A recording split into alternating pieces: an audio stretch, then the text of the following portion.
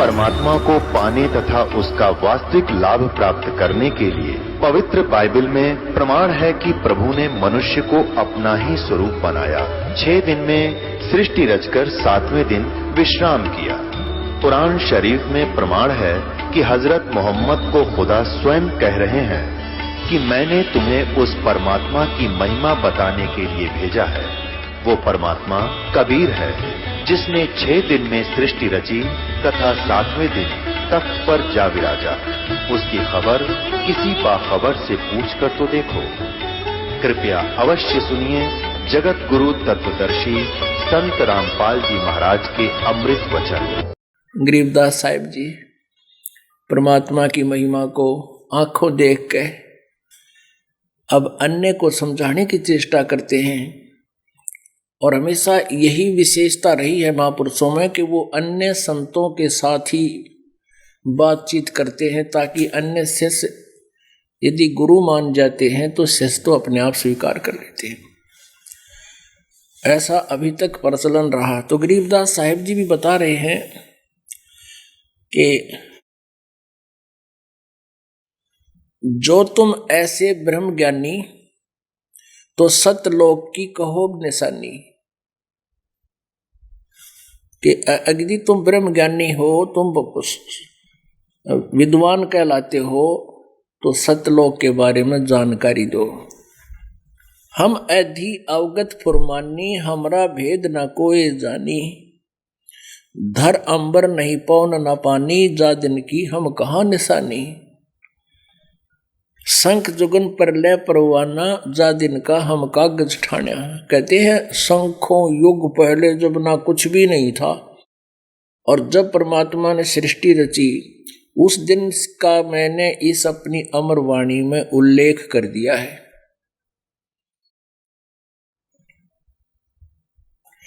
कबीर पुरुष के अधि आए, हम कबीर परमेश्वर के दास यहाँ आए हैं, उनके भेजे हुए संदेश वाहक। ऐदी माने संदेश वाहक यहां पर आए और पूर्ण ब्रह्म ज्ञान हंसा समझाए।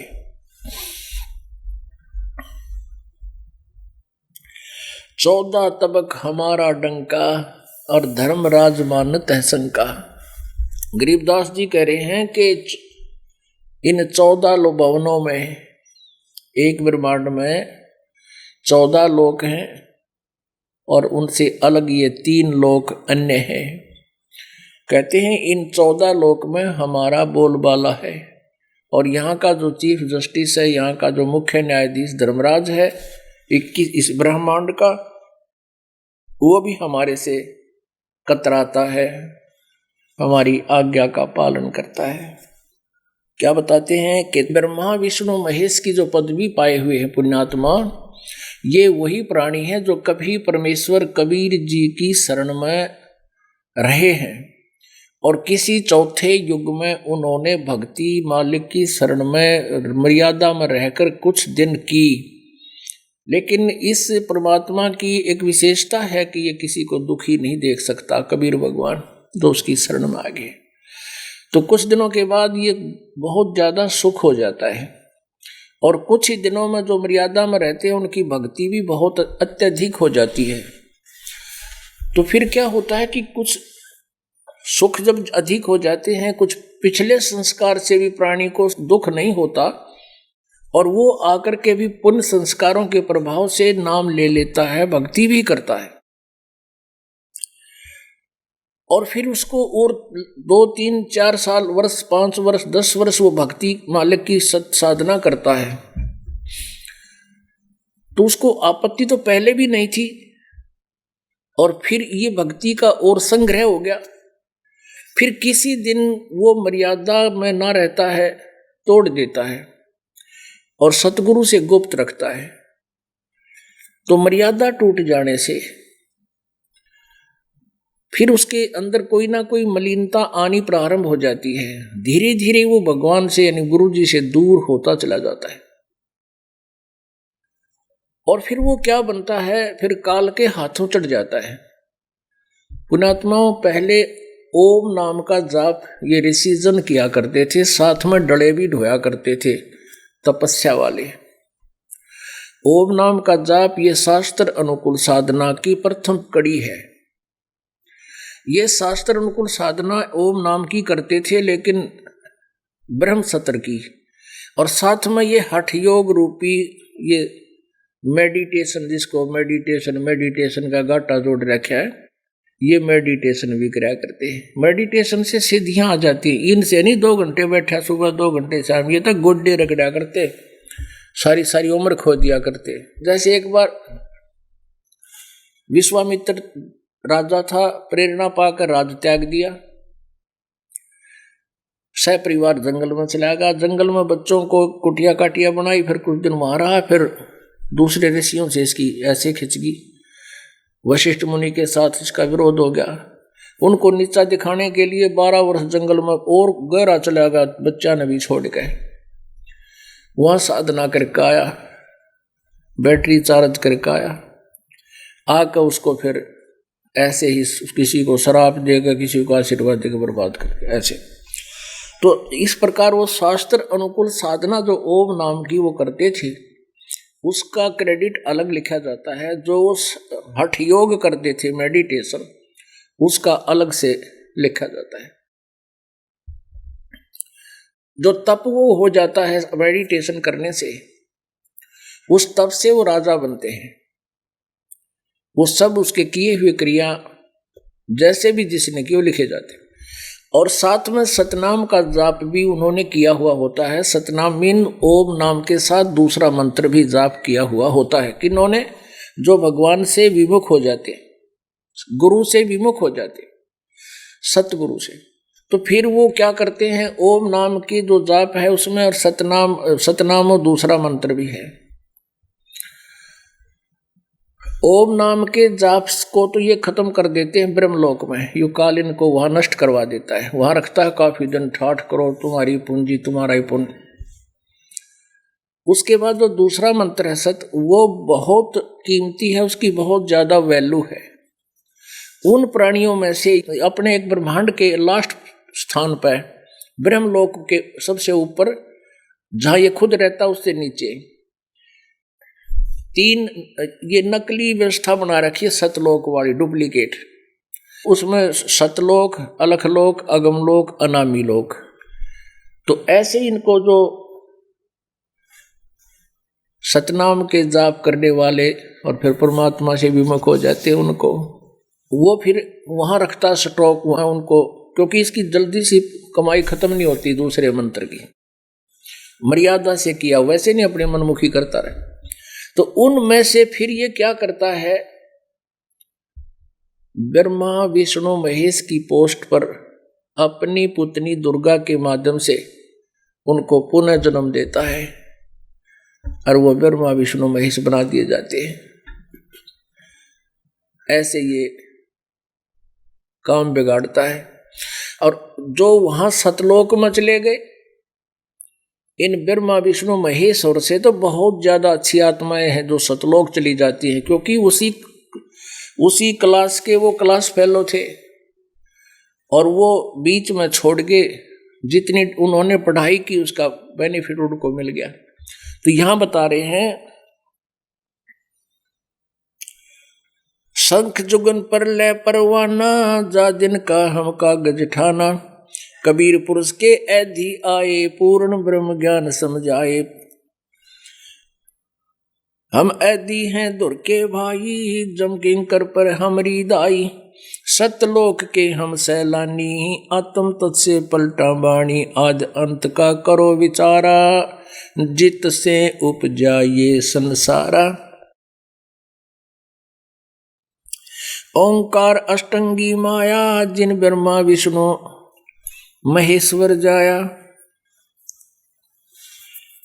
5 तत्व का ये पिंड ब्रह्मंडा, जाम नदी 18 गंडा। ब्रह्मा विष्णु गिने न जाई, और सुख सागर की पर भी नाई। कहती वहां सतलोक के अंदर ब्रह्मा विष्णु महेश जैसी पुण्यात्माओं की तो गिनती भी कोई ना, इतने हुआ पर जो वहां सतलोक में आनंदित हो रहे हैं, और जो यहां रह गए वो इस काल का फंस जाते हैं। अब क्या बताते हैं, ओंकार अष्टंगी माया, जिन ब्रह्मा विष्णु महेश्वर जाया। जया माने जन्म दिया, दुर्गा ने ब्रह्मा विष्णु महेश को जन्म दिया। ये इस काल की पत्नी है दुर्गा, ज्योति निरंजन की पत्नी है। ब्रह्मा विष्णु महेश का जो ज्योति निरंजन काल पिता है। 5 तत्व का पिंड ब्रह्मंडा, जाम नदी 18 गंडा। 184 है चौखानी, जाकी बेड़ी वेद कुरानी। कहते 84 लाख योनियों में फंसे रहने का मुख्य कारण वेदों और कुरान की जो ज्ञान है ये इनकम्प्लीट है। और जिस कारण से आप साधनाएं भी करते हो, अच्छी अच्छी पोस्ट भी ऊपर के लोकों में प्राप्त कर लेते हो, लेकिन फिर भी आप इस काल की जेल से बाहर नहीं जा सकते, जन्म मृत्यु तुम्हारा समाप्त नहीं होता। कहते हैं ये वेद और कुरान इस काल के जाल में फंसाए रखने की तुम्हारी खास बेड़ी है। तुम्हारे पैरों में ये जंजीर पड़ी हुई है। और परमात्मा कहते अमर करूं सतलोक पठाऊं, ताते बंदी छोड़ कहाऊं, काटूं फंद सतलोक ले जाऊं। तुम कौन राम का करते जापम, ताते कटे ना तीनों तापम। तुम कौन राम का, कौन से भगवान का तुम जाप करते हो, जिस कारण से तुम्हारे 3 ताप भी नष्ट नहीं होते। 3 ताप के अंतर्गत कौन कौन से कष्ट आते हैं?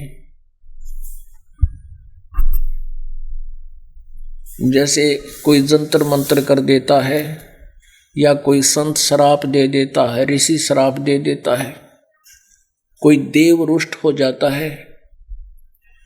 इस तरह के ये 3 ताप होते हैं। और इन 3 तापों का नाश भी कहते हैं तुम जिन भगवानों की भक्ति करते हो। किसकी? रजगुण ब्रह्मा जी, सतगुण विष्णु जी, तमगुण शिव जी, और ज्योत निरंजन काल ब्रह्म की, दुर्गा आदि और अन्य देवता और भी जो पूजाएं हैं वो तुम करते हो, जिससे तुम्हारा 3 ताप भी नाश नहीं होता। तुम्हारा राम निरंजन नाती, ताते हम तुम में है बाती। अब क्या बताते हैं कि तुम्हारा तो यो ज्योति निरंजन राम ये तुम्हारा नाती है, ये तुम इससे जुड़े हुए हो, इससे संबंधित हो चुके हो, इसको अपना माने बैठे हो। इसलिए हम में और आप में ये भिन्नता है, विचार नहीं मिल पा रहे। और जिस स्तर की आप साधना कर रहे हो ये तुम्हें ना तो यहां सुख देवे और न ही आपका मोक्ष हो सकता। पुण्यात्माओं, यहां सुख किसको होगा? अब मान लीजिए आपके प्रारब्ध कर्मों में आपके जीवन जो निर्धारित किया है उसमें पाप कर्म अत्यधिक है, और उन पापों का नाश ना ब्रह्मा जी की साधना से, ना विष्णु जी की साधना से, ना शिव जी की उपासना से, ना दुर्गा की उपासना से, ना ब्रह्म की उपासना से, ना परब्रह्म की उपासना से, ये प्रारब्ध कर्म के पापों का नाश नहीं हो सकता। संचित का तो मतलब है नहीं। अब संचित के बारे में तो बाद में सोचेंगे, जब हमारे प्रारब्ध में दुख जो आवेंगे हमारे जीवन में आए हुए हैं इनका नाश हो और सुख हो, तब हमें यकीन होगा कि ये भगवान संचित भी काट सकता है। प्रारब्ध ना कट रहे फिर संचित कितने कटेंगे? जो हमारे ढेर पड़े हैं वहां पर बैलेंस है। तो केवल एक परमात्मा है जो पाप नाश कर सकता है। तुमरा नाम निरंजन नाती, ताते हम तुम में है बाती। अनंत राम अयोध्या में आए, सो दशरथ के पूत कहाए। कहते हैं इसे न जाने कितने रामचंद्र राजा दशरथ के जन्म लेकर और यहाँ पर वो पाक के चले गए, फिर 92 हुई और फिर आगे 184 योनियों में चले जाते हैं। ये अपना ब्रह्मा विष्णु महेश और बाकी कर्मों के फल को भोग भाग के 84 लाख योनियों में जाते हैं। रघुवंशी राजा थे भाई, 3 लोक जाकी ठकुराई। कहते तुम उस रघुवंशी रामचंद्र दशरथ के पुत्र को भगवान मानते हो। वो 3 लोक के मालिक थे, एक विभागीय मंत्री। रघुवंशी राजा थे भाई, 3 लोक जाकी ठकुराई। वो केवल 3 लोक के मालिक थे, प्रभु थे, ठाकुर थे।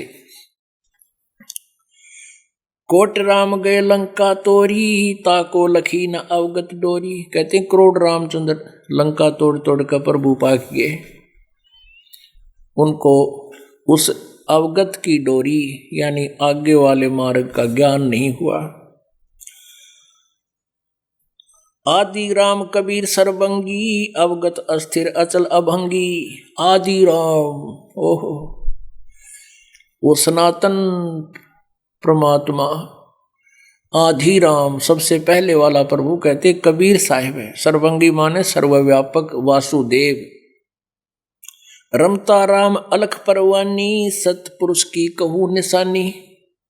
ब्रह्म भक्ति ना की जो भाई, तुम हो जम की फर्दी माही। ओए होए पुण्यात्माओं, वेद ज्ञान को तो हमारे लिए वेद ज्ञान तो इसलिए जटिल हो रहा था कि वो संस्कृत भाषा में लिखा हुआ था, और संस्कृत हमने आवा नहीं थी, केवल एक वर्ग ही संस्कृत को जानता था, जिस कारण से हमारे लिए वेद पाठ हो रहे थे। वेदों में तो बहुत सिंपल ज्ञान है, भाषाएं बीच में बाधा हो रही थी। अब उस वेद ज्ञान को कुछ एक उन्होंने अनुवाद किया है, कुछ गलत कर रखा है, कुछ ठीक भी कर रखा है। अब हमारे पास ये परमात्मा सच्चिदानंद घन ब्रह्म की वाणी में वही 4 वेद और 4 वेद से आगे का भी ज्ञान हमें उपलब्ध है।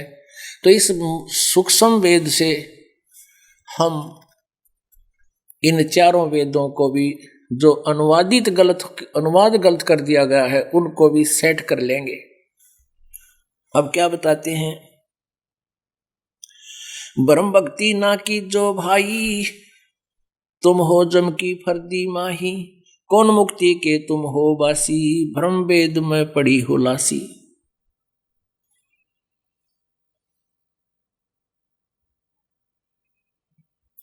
कबीर पुरुष ने आन जगाया, गुज वस्तु का भेद लखाया। जनदास गरीब कहे नर लोई, राम मिले से राम होई। अब क्या बताते हैं कि ब्रह्म भक्ति ना की जय भाई, और तुम हो काल की फर्दी माही। फर्द जैसे आप रजिस्ट्री करवाते हो किसी जमीन की, तो उसमें फर्द निकलवाते हैं। जो फर्द के अंदर आपके नाम जो वस्तु है, उस फर्द के अंदर जितने भी आपके नाम जमीन है वो आपकी पक्की होगी। तो कहते हैं, तो परमात्मा कह रहे हैं ब्रह्म भक्ति ना की जो भाई, तुम ये नकली साधना मत करो बिना ज्ञान के। कहते परमात्मा कबीर जी कहते हैं गरीबदास जी को बताया करके कि एक अस्थि की पेड़ में सब जीवों की पेड़, और सार शब्द चिन्ह बनाया दुनिया मारे खेड़। खेड़ माने बिना किसी बगैर किसी जानकारी कर कोई इधर भाग रहा है, कोई इधर दूण मार रहा है, कोई इधर भटक रहा है, रास्ता ढूंढ रहे हैं। कहते हैं एक हाथी के पेड़ में, एक हाथी की पेड़ में, पेड़ माने पैर के चिन्ह, पृथ्वी पर जो निशान बन जाते हैं, सब जीवों की पेड़, यानी हाथी के पैर के अंत से बड़ा किसी का पैर नहीं है। यानी वो सार शब्द चिन्ह है बनाया दुनिया मारा खेड़, एक मंत्र है जो मोक्षदायक है, उसके से बाकी सब उससे नीचे नीचे छोटे ही हैं, वो आपको कंप्लीट लाभ नहीं दे सकते, बेनिफिट नहीं दे सकते। ब्रह्म भक्ति ना की जो भाई, तुम हो जम की फर्दी माही। तुम तो काल की फर्द में हो, उसके पक्की रजिस्ट्री हो रही है तुम्हारी, उसके पक्के नाम हो रहे हो तुम। अब उसकी इस फर्द से अपनी फर्द में लाएंगे आपको, परमात्मा के नाम कराएंगे आपको। उसके लिए आपको बहुत आध्यात्मिक धन की जरूरत पड़ेगी। उस आध्यात्मिक धन की कमाई के लिए आप जी को विधि बताई जाएगी। अब गरीबदास महाराज जी कह रहे हैं कि परमात्मा कबीर जी ने क्या बताया है कि माया आदि अंधगति मेला और ब्रह्मा विष्णु महेश्वर चेला, इन पांचन मलकीन बंधाना, समझे नहीं ये जीव दीवाना। इन पांचों मिल जीव अटकाए, युगन युगन हम आन छुटाए। कह कबीर पुरुष अविनाशी, हम ही काटें यम की फांसी। अमर करूं सतलोक पठाऊं, शंख पदम जलमल दर्शाऊं। दास गरीब विहंगम मेला, सतपुरुष कबीर का चेला। अब परमात्मा की महिमा से परिचित होने के बाद आदरणीय गरीबदास साहिब जी ने यथार्थ भक्ति की जानकारी दी और जो साधना गलत कर रहे थे उसका खंडन किया।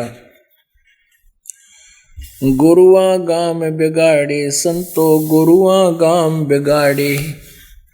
ऐसे कर्म जीव कहला दिए, ईव झड़े ना झाड़े। गुरुआ गाम बिगाड़े संतो, गुरुआ गाम बिगाड़े। गुरुआ गाम बिगाड़े संतो, गुरुआ गाम बिगाड़े। ऐसे कर्म जीव कहलाए, ईव झड़े ना झाड़े। ऐसी गलत साधना इस जीव के साथ चिपका दी, ऐसे गलत कर्म ये कर रहे हैं। अब कहते इनको झाड़े तो भी ना जड़ते, इनको समझाए से भी ये नहीं छोड़ पा रहे। ये पत्थर को परमेश्वर कहते, या निंदा बड़ भारी। या की मोको समझ न पड़ी, पूजा दी अकगारी। पूजा करी अकगाड़ी। जो हड़का जल भर के लाए, चरणामृत ठहराए। जड़ के चरण धो कर दीने, चेतन को फिर प्याए। इन अज्ञानी ऋषि संतों ब्राह्मणों को, गुरुओं को लताड़ रहे हैं कि तुम पत्थर न परमेश्वर बताओ, मूर्ति बोलती ना, सुनती ना, चालती नहीं, कुछ भी उसका आगे घंट बजाओ, उसका आगे प्रार्थना कर रहे हो। और फिर जोड़ का जल भर के लाए। चरणामृत देखे हमने बनाते, जो हमारे गांव में एक शिव जी का मंदिर है और हमारे गांव में फ्लड आई लगातार कई वर्ष, तो हम चौथी पांचवी पर डरते। तो मंदिर के पास एक तालाब था, उसके ऊंची ऊंची बना रखा था, उसका दीवार मिट्टी का चारों तरफ ऊंचा ऊंचा उसका किनारे बना रखे थे, उसको पक्का किया हुआ था। उसी में मंदिर था, वहाँ बड़े बड़े वृक्ष थे, तो वहाँ पढ़ा करते, क्लास लगा करती। तो वहाँ देखा करते सुबह सुबह ये जाते पुजारी और श्रद्धालु उस तालाब में हैं जिसमें माए भैंस मूतते हैं, वहीं था लंबा चौड़ा, उसी में सारे टट्टी के हाथ धोए। और उस समय ते घाट बना हुआ था, पानी भरे, कपड़े तो छान के रोटे में, और भगवान शिव जी के सिर पर डालें, तर डाला दे, और फिर वो पानी ऊपर से गिर का आवे, उसका लोटा तले डाले, और फिर उन अपने वहाँ चरणामृत दें चेला ताई और गरवानों के लिए ले जावे। परमात्मा कहते हैं जो हड़का जल भर के लाए, चरणामृत ठहराए। जड़ के चरण धो के दीने, पत्थर की मूर्ति जड़, उसके पैर धो के फिर चेतन को प्याए। जिंदे जागते बोलने वाले को वह चरणामृत बना के प्या दिया। ऐसा गजब। भैरो भूत मसाणी, पूजे दुर्गा देवी ध्यावे। उत्ती के तो तब ही बाजे, बकरे आण कटावे। सालग सिला गांठ में बांधे, तीर्थ चले अपराधी। समझ न पड़े परख नहीं आवे, बड़े ज्ञान के बादी। परमात्मा कहते हैं कि कर्म ठोक इंसान, कर्महीन तीर्थ पर जाते हैं, कोरे पाप कमाण, और उन्हें समझावे तो इतना विवाद करके खड़े हो जाएंगे, ज्ञान और पता नहीं क्यों बतलाओगे। भेड़ पूछ को पंडित पकड़े, भादो नदी विहंगा। गरीबदास हुए भवजल डूबे, नहीं साध सत्संगा। निचोड़ कर दिया सारे साधना के लिए। कहते हैं भेड़ पूछ को पंडित पकड़े, भादो नदी विहंगा। भादो के महीने में अत्यधिक वर्षा होती है। अत्यधिक वर्षा होने से दरिया जो होती है वो बहुत विस्तार में होकर चलती है। और उस भादो नदी के जो फुल स्विम पर दरिया बह रही होती है, उसको पार करने के लिए क्या विधि बताई जाती है? अज्ञानी मार्गदर्शक क्या कहते हैं कि इस दरिया से पार तुझे भेड़ पार कर देगी, इसकी दूम पकड़ दे, पूंछड़, इसकी पूंछ पकड़ दे और इसको ये ले जाएगी तुझे दरिया से पार। कहते ऐसी साधना है, और जाना सतलोक मोक्ष प्राप्ति के लिए, और साधनाएं तुम ऐसी कर रहे हो। भेड़ पूछ को पंडित पकड़े, भादो नदी बिहंगा, गरीबदास वह भवजल डूबे, नहीं साध सतसंगा। बोले गुरुआ गर्भ न कीजे, ताते पाहन कदे न रीजे, बाल मुकंद बोलत नाही, लटक बिहारी लूटे। गुरुआ के सिर मार पड़ेगी, थारा पीछा कदे न छूटे। कहते तुम गलत साधना कर रहे हो, ना तो गुरु का पीछा छूटे ना तुम्हारे अनुयायियों का। गुरुआ के सिर फरुआ फोड़ो, गर्ते काट घसीटो, इसके मारे पाप नहीं है, या को निश्चय पीटो। अपनात्माओं कहते हैं नकली गुरु को तुरंत त्याग देना चाहिए, और ऐसे नालायक को जो आपके जीवन के साथ खिलवाड़ कर रहा है, अनमोल जीवन को बर्बाद कर रहा है, ऐसे नकली गुरु को कहते हैं गर्ते पकड़ कर बाहर घसीट कर ले जा। और कहते हैं इसके ऐसे नकली का दर भी दे दो दड़ाक तक, कोई दिक्कत कोई ना। तुम तो ये डरते हो कि गुरु जी का को त्यागना नहीं चाहिए। अब क्या बताते हैं कि ये भोली आत्माएं जो श्रद्धालु होते हैं, ये अपने धुन के पक्के होते हैं, और ये नकली गुरु इनकी श्रद्धा का नाजायज फायदा उठाते हैं। ऐसा पाठ पढ़ा देते हैं भाई गुरु नहीं त्यागना चाहिए। एक बहन नाम लेने आई, दूसरे पंथा का नाम ले रही थी, उसने नाम ले लिया। फिर उसने अपने ही साथी दूसरे पंथ में जो जाती थी, उसी की एक सहेली को फिर बताया कि आप यहां नाम ले लो। तो वह कति आकड़गी ने बोली गुरु तो ऐसा बदल लिया, ऐसा खसम बदल लिया। तो फिर उसको हमने समझा बे गुरु का दर्जा एक टीचर जैसा हो से, एक डॉक्टर समझ लो, और एक डॉक्टर से इलाज नहीं होता तो दूसरे को अवश्य चेंज कर लेना चाहिए अपना जीवन रक्षा के लिए। ऐसे ही एक गुरु डॉक्टर होता है, जन्म मृत्यु का रोग हमारा लगा हुआ है, तो ऐसे और एक डॉक्टर से इलाज नहीं हो रहा, दूसरे गुरु के पास जाना चाहिए। पति का दर्जा अलग है, वो तो एक संसारिक नाता है। ये तुम्हारे गुरुओं ने गलत मार्गदर्शन कर रखा है, तुम्हें मूर्ख बना रखा है। बोली नाम ना माना। अपने आत्माओं एक बहन जो है हमारी नाम ले रखा उसने, और उसके साथ एक उसकी पड़ोसन 2-3 मकान दूर रहती थी। उसने कहा, उसने कितना सुन दिया किसी पे, भाई गुरु बिन मोक्ष नहीं, गुरु बिन मोक्ष नहीं। उसका यह धुन लगी गुरु बनाना चाहिए। वो हमारे शिष्या के पास आई, बेबी मन गुरु बनाना है, और तन मन सुना तेन नाम ले रखा करो थ्याड़े महाराज का। कहाँ बेबे ले रखा, मैंने नाम लेना, मैं नाम दिवा दे। ये देख ले ये मर्यादा है, अब मैं सारी मान लूंगी। वह नाम लेगी। फिर वो 5-7 दिन के बाद सत्संग था, वो बुलाने गई कि आजा बहन सत्संग में चलेंगे। ने बोली मैं ना जाए सत्संग में, गुरु बनाना था, गुरु बना लिया। गुरु बिना मोक्ष होता नहीं, और पूजा वही करूंगी जो पहले कराया करती है। थरा गजब वही।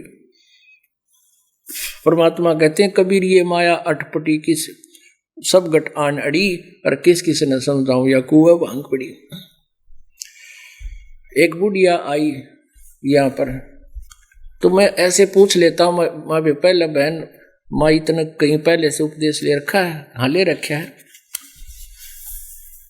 ने बोली 6 गुरु बना रखे हैं, और 7वां तन्न बनाना आई सू। मैं कहा फिर गुरु तो एक कब तेरा? बोला मैंने नो सुना है कि पूरे गुरु तो पार होया करे, फिर मखा एक का बना लेती, अग्नि सोची कोई सा 1.5 तक पार करेगा, एक तना हुई तक कोई सा 1.5 तक पार करेगा, 6 बना ली, 7वां तना बनाना ही माँ तो जाती रहे थे। तो परमात्मा कहते हैं कबीर ये माया अटपटी सब घट आन अड़ी, और किस किस ने समझाऊं या कुआ भांग पड़ी। रमता राम जपोरे प्राणी, अब तो सुन ले राम कहानी। ओए होए पुणात्माओं, आज तक जब तक इस दास पर कृपा परमात्मा कबीर बंदी छोड़ की नहीं हुई थी, अध्यात्म ज्ञान हमें मिला नहीं था, तत्व ज्ञान की प्राप्ति नहीं हुई थी, तब तक हम राम की डेफिनेशन से भी, राम की परिभाषा से भी परिचित नहीं थे। परमात्मा बताते हैं हमारी क्या स्थिति थी। भाई कोई कहे हमारा राम बड़ा है,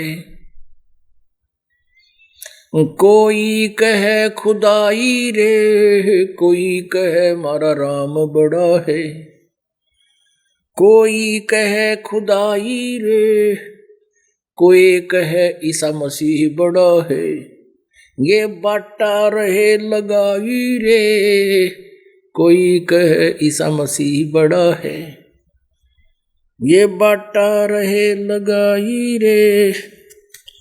अब क्या बताते हैं कि कोई तो कहे हमारा रामचंद्र जी सब तो बड़े राम, और मुसलमान कहना अल्लाह बड़ा है, खुदा बड़ा है, कोई कैसा मसीह बड़ा है, कहते हैं तो बांट रहे थे भगवान ने।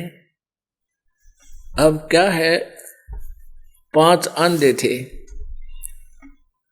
गांव में हाथी आ गया, सब लोग हाथी देखने चल पड़े। अंधों को पता चला, वो कहने लगे भाई हम भी हाथी देखेंगे। तो वो एक कहने लगा भाई हाथी देखोगे कैसे, तुम्हारा आंख तक को नहीं। कहने लगे हमारी हाथ जो है आंखों का काम करया करें। एक बार हमने हाथी के आसपास छोड़ दियो, वो हाथी के आसपास छोड़ दिए अंधे। एक अंधे ने तो पैर पर देखे, पैरों का निरीक्षण किया ऐसे, और एक ने सूंड ठा गया, वो सूंड पर गात फेरा बस हाथी इतना है उसे। एक का कान ठा गया, वो कान्ना पर पूरी तरह निरीक्षण कर लिया कि भाई हाथी यूं इतना है उसे। एक ने दूम पकड़ दी, दूम पर गात फेर लिया कि बस इतना हाथी होता है। और एक ने पेट पर गात फेर लिया, पेट के आसपास हाथ मार के नु देख लिया, भाई यू हाथी का देख लिया, ले लिया आइडिया है, चल पड़े। जब पांचों वापस आवे थे और चर्चा कर रहे थे, वह हाथी देखा, वह हाथी देखा। 1-2 व्यक्ति खड़े हो गए, बोले रहे अंधो तुमने देखा कैसे हाथी? कहना हम हाथा देखा भाई, हाथों से देख लेते हम, कि बताओ तो हाथी कैसा था। एक बोला वह हाथी था पाइप कैसा, उसने सूंड को हाथी मान लिया, सूंड का ऊपर हाथ फेर रखा था। दूसरा बोला भाई गलत कह रहे हैं, मैं बताता हूँ हाथी हो थांब कैसा, उसने पैरों ऊपर का हाथ फेर रखे थे, अब पैरों का निरीक्षण कर रखे थे, पिलर जैसा थांब के हमारे कारण पिलर, गोल पिलर हो जाए। तीसरा बोला भाई नहीं बेरा मैं बताता हूँ, इनको ज्ञान नहीं है, अब कैसा होता हाथी होता छाछ कैसा, उसने कानों का हाथ मार रखा था। चौथा बोला भाई इन तीनों ने कुछ नहीं ज्ञान, मैं बताता हूँ हाथी होता पट्टा कैसा, पट्टा यानी बेल्ट, वो पूछड़ पे हाथ फेर रहा था हाथी की पे। पांचवा बोला भाई न कती नहीं बता, मैं बताता हूँ हाथी हो सा बटोड़े कैसा, बटोड़ा हुआ करे हमारे विशेषकर रोहतक डिस्ट्रिक्ट में बटोड़े ने, बटोड़ा हो तो उसमें उपले गोसे भर दिया करें, सपेर गोसे हो ना, गोसे गोबर के उपले, और उसमें भरकर ऐसे उसको गोबर से लीप दिया ना अच्छा बड़ा, और वो गोबर से लिपने के बाद वो खरदरासा बहुत होता है उसका, उठपटांग सा ऊपर के। तो ऐसा ही हाथी का शरीर बॉडी होता है, तो पांचवा बोला भाई हाथी होता बिटोड़े कैसा। तब वहां ख्याले ने बताया भाई अंधो ये सारा मिलकर हाथी होता है, ये इंडिविजुअल पार्ट हाथी नहीं है। तो परमात्मा पूर्ण ब्रह्म सतपुरुष के ये बच्चे हैं, जितने भी रामचंद्र जी, विष्णु जी, ब्रह्मा जी और ये ईसा जी, हजरत मोहम्मद जी, ये उस परमात्मा के बच्चे हैं, ये भगवान नहीं है, उसी के अंश हैं। रमता राम जपोरे प्राणी, अब तुम सुन ले राम कहानी। कच्छ मच्छ कूरम ना होते, दौल धरनी नहीं ध्यानी। चंद सूरज दो दीपक ना थे पवन और पानी। ब्रह्मा विष्णु महेश न होते, न लक्ष्मी नहीं गौरज रानी। सावतरी नहीं सनक सनंदन, तब होते अलख बिनानी। शेष शेष मुख निस दिन गावे, रंकार निज बाणी। राम नाम का सिक्का मिटे व डूबेंगे अभिमानी। सुर 3388 और 84 सिद्धा, ये चार खान के जीव उपाय आदि पुरुष की अध्या। आदि राम सोई अंत राम है, मध्य राम है सोई। पूर्ण ब्रह्म सकल घट व्यापक, आगा न पीछा कोई।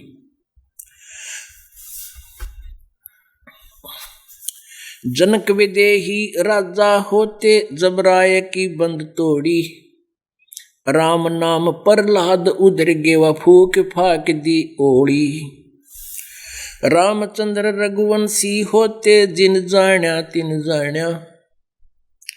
दिव्य रूप स्वर्गापुर पहुंचे, अयोध्या चढ़ी विमाना। राम कहते राममय होगे, पूछ देख प्रहलादम। दास गरीब जरे नहीं जा रे, लागी अजर समादम। अब क्या बताते हैं, जनक विदेही राजा होते, जिसने जमराज की बंद तोड़ी, और राम नाम प्रहलाद उधर गए।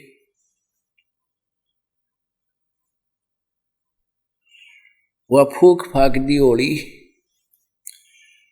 अपनात्माओं, ये एक बहुत ही गूढ़ ज्ञान है जो संत गरीबदास साहिब जी ने परमेश्वर से प्राप्त करके इसमें लिखा है। इस ज्ञान को समझना बहुत कठिन है, वेदों को समझना आपके लिए बहुत आसान होगा। अब इस ज्ञान के आधार से, अब इस ज्ञान में इतने गूढ़ शब्द हैं, गूढ़ रहस्य हैं, यानी उनके एक छोटे से शब्द का, अक्षर का बहुत बड़ा विस्तार करना पड़ता है। इसमें क्या बता है कि राम नाम प्रहलाद पढ़े थे, उधर गए, यानी वो पार उधर गए माने उभर गए। राम नाम की भक्ति से उनको इतना सहारा मिला कि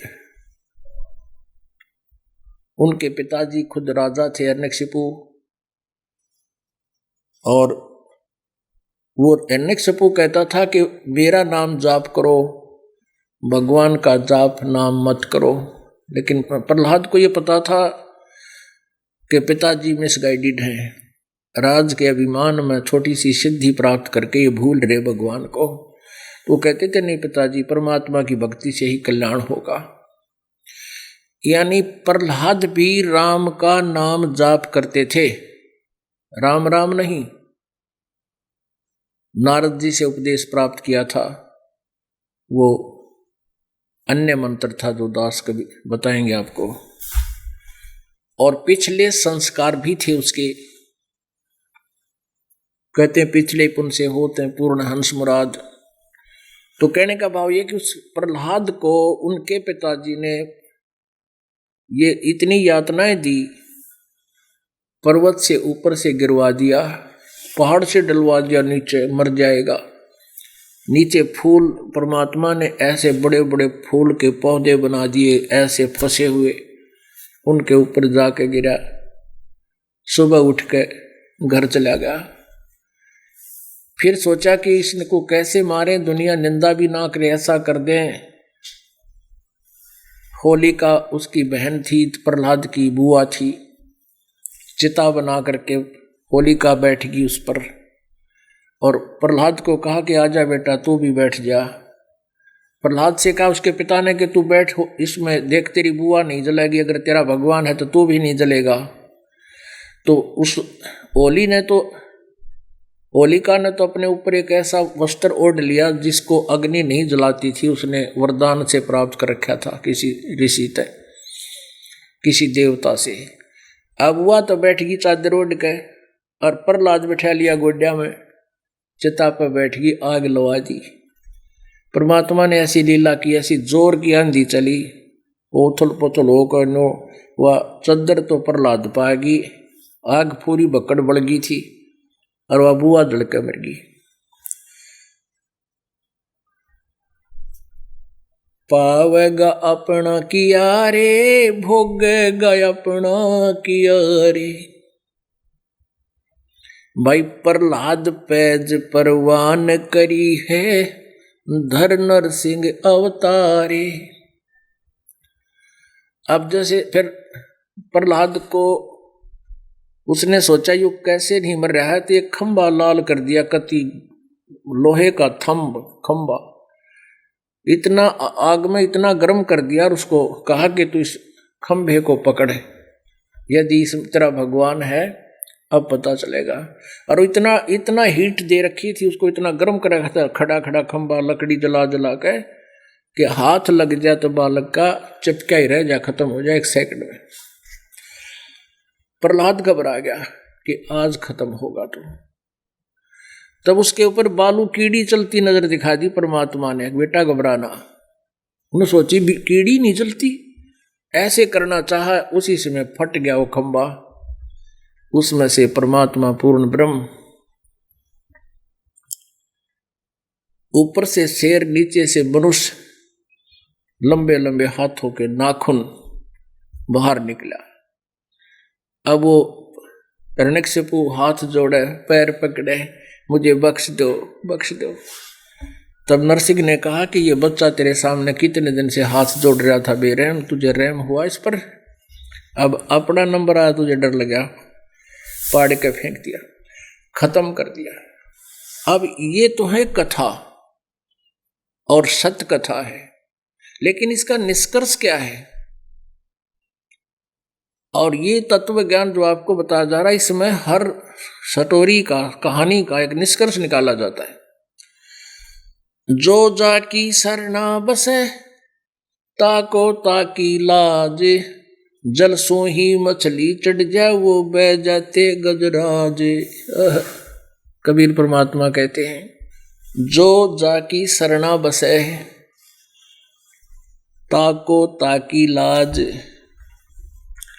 और जल सो ही मछली चढ़ जा। हो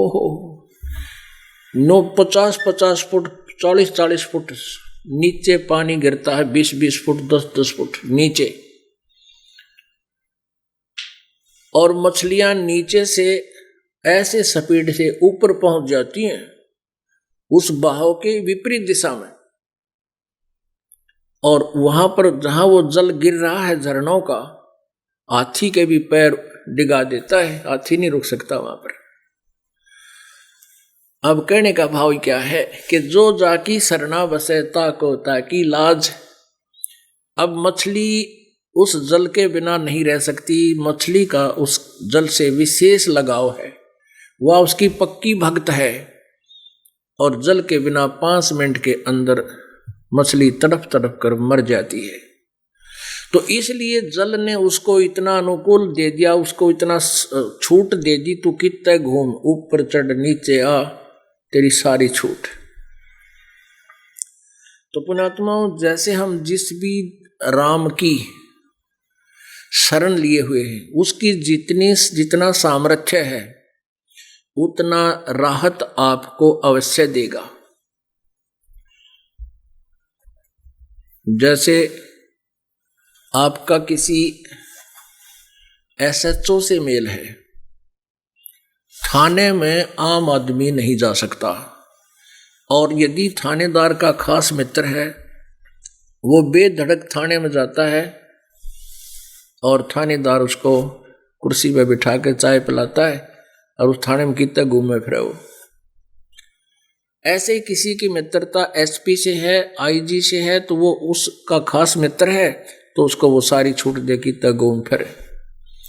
यदि किसी की मित्रता किसी मंत्री से है तो मंत्री के उसको पूरी सुविधा देता है, उसके सब कार्य भी उसके सत्र के जो होने वाले विदिन लॉ वो सब कर देता है। ऐसे जिसकी मित्रता मुख्यमंत्री से है और खास मित्रता है तो वो अपने स्टेट में उसको पूरी छूट दे देता है। और जिसकी मित्रता प्रधानमंत्री से, उसका आगे मुख्यमंत्री भी सलूट मारा है और नीचे वालों का तो कहना है क्या। तो कहने का भाव यह है कि जो जाकी सरना बसे ताको ताकी लाज, और जल सो ही मछली चढ़ जा वहां बह जाते गजराज। गजराज माने हाथियों का भी मुखिया, यानी बहुत तगड़ा हाथी, वो भी उस जल के सामने टिक नहीं सकता, वो बह जाता है। और वहां पर वो मछली, वह 2 किलोग्राम की मछली ऐसे ऊपर चढ़ जाती है, नो कुत्ती ऐसे नो नीचे गिरता हुआ पानी बहुत गहरा, वहां से ऐसे जाती है, वो ऊपर पहुंच जाती। तो यहां प्रसंग जो चल रहा है, गरीबदास साहिब जी ने ये बताने की चेष्टा की है कि तुम कौन राम का जपते जापम ताते मिटे ना तीनों तापम। 3 ताप के अंदर आते हैं, जैसे आपके ऊपर किसी ने कोई जंतर मंत्र कर दिया हो, किसी का गाल गलवा रखी हो, और किसी को कोई शराप मिला हुआ हो, या कोई प्रारब्ध का कष्ट है, तो वो किस राम से समाप्त होगा। अब जैसे श्री रामचंद्र जी को श्राप दिया था नारद जी ने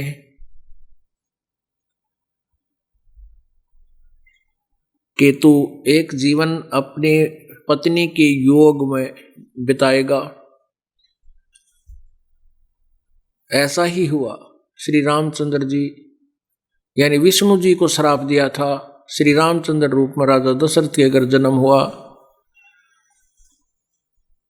और पूरा जीवन सीता के वियोग में उसका व्यतीत हुआ।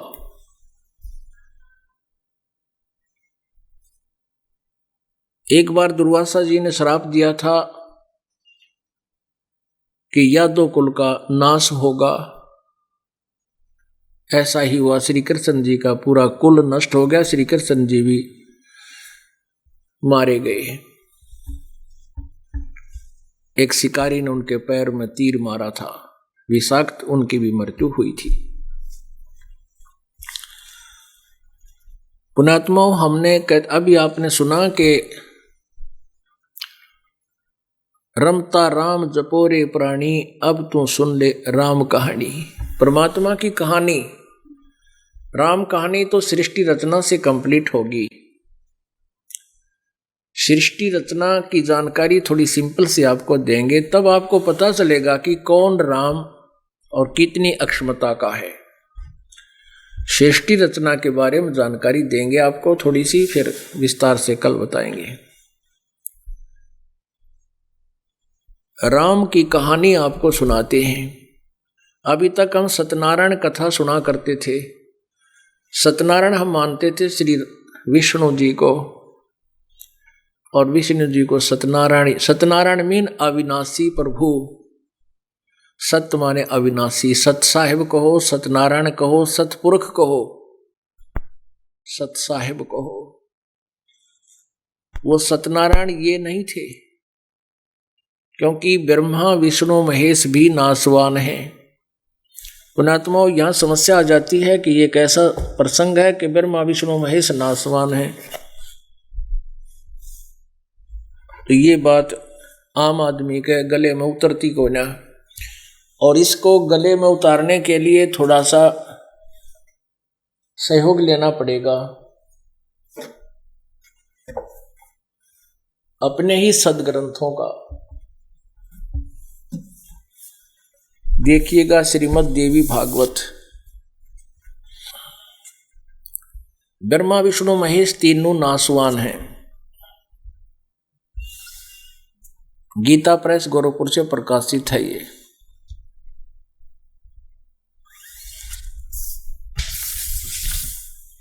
संक्षिप्त श्रीमद् देवी भागवत यानी दुर्गा पुराण, शक्ति पुराण, संपादक हनुमान प्रसाद पोदार, चिमनलाल गोस्वामी, और ये प्रकाशक है एवं मुद्रक है गीता प्रेस गोरखपुर, गोविंद भवन कार्यालय, कोलकाता का संस्थान। इसके 123 पृष्ठ पे हमारा काफी काम सर जाएगा।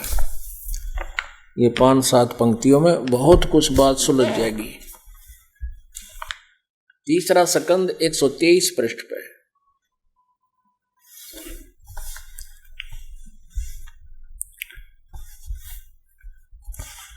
अब भगवान विष्णु दुर्गा जी की स्तुति कर रहे हैं। तुम शुद्ध स्वरूपा हो, ये सारा संसार तुम इसे उद्भासित हो रहा है। मैं शंकर और ब्रह्मा, मैं ब्रह्मा और शंकर।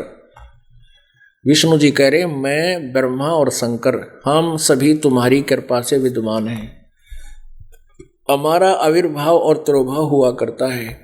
केवल तुम ही नित्य हो, जगत जननी हो, प्रकृति और सनातनी देवी हो।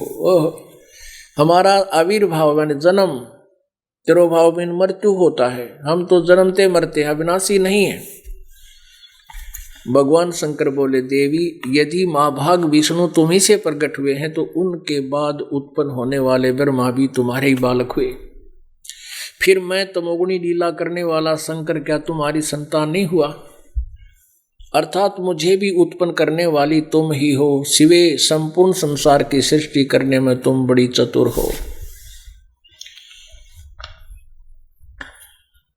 इस संसार की सृष्टि, सतति और संहार में तुम्हारे गुण सदा समर्थ हैं। उन्हीं तीनों गुणों से उत्पन्न हम, शंकर जी बोल रहे हैं। अब ब्रह्मा विष्णु एवं शंकर नियम अनुसार कार्य में तत्पर रहते हैं। अब ये कड़वी कुलीन जो है आप आसानी से खा सकोगे, क्योंकि ये हमारे सदग्रंथों में इनकी जीवनी में लिखा है। इससे 4 कंसेप्ट क्लियर हो गए। एक तो ब्रह्मा विष्णु महेश अविनाशी नहीं है, इनकी जन्म मृत्यु होती है। दुर्गा इनकी माता है। और दूसरा ये हो गया कि रजगुण ब्रह्मा है, सतगुण विष्णु, तमगुण शिव जी। और तीसरा ये हो गया कि ये नासवान है। एक तो ये हो गया कि ये नासवान है, अविनाशी नहीं है। दूसरा ये हो गया कि दुर्गा इनकी माता है।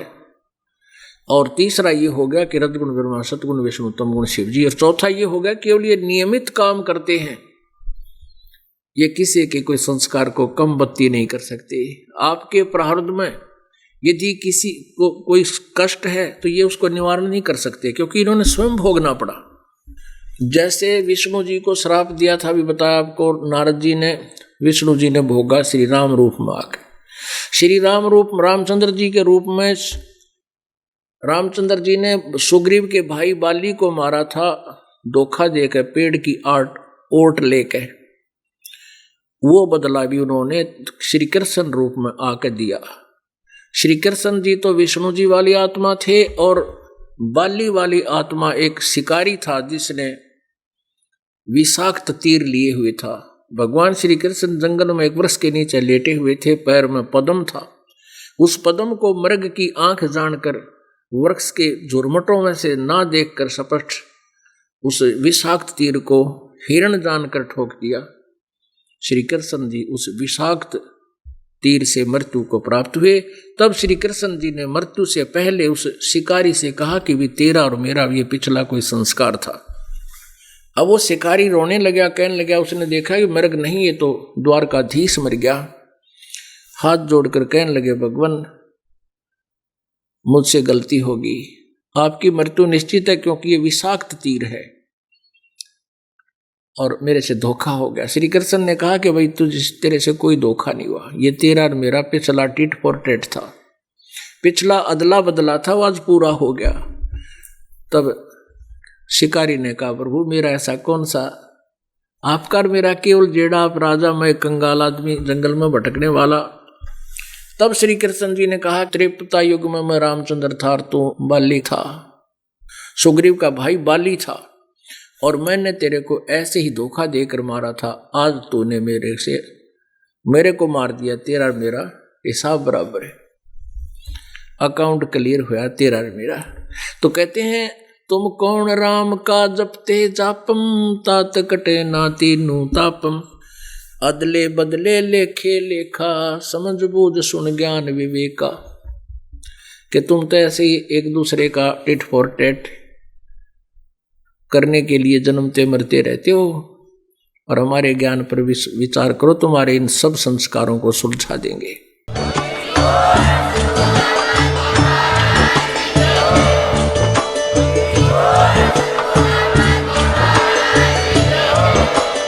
आप सुन रहे थे जगत गुरु तत्वदर्शी संत रामपाल जी महाराज जी के मंगल प्रवचन। अधिक जानकारी के लिए विजिट कीजिए हमारी वेबसाइट www.jagatgururampalji.org। संत रामपाल जी महाराज जी के शुभ आशीर्वाद से पूरे विश्व भर में 500 से भी ज्यादा नाम दीक्षा केंद्र हैं, जिन पर संत रामपाल जी महाराज जी द्वारा ऑनलाइन निःशुल्क नाम दीक्षा दी जा रही है। अपने नजदीकी नाम दीक्षा केंद्र का पता करने के लिए संपर्क करें 8222880541।